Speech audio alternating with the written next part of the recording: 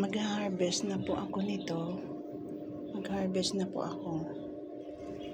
Eto, kasi wala kaming ulam eh. Kaya, harvestin ko na po ito.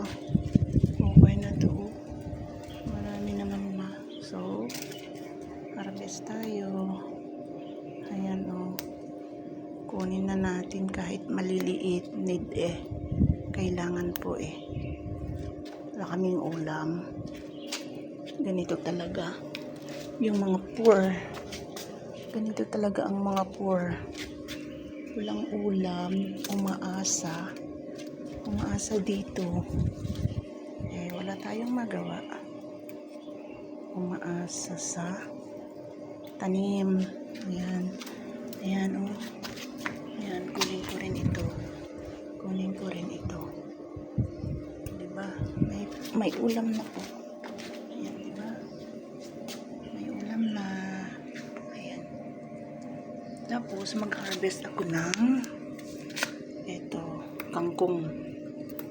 Diba? Oh, kangkong. Harvest ako ng kangkong para pang-ulam. Ayun. Oh, ang dami na, oh. Ang dami ng kangkong.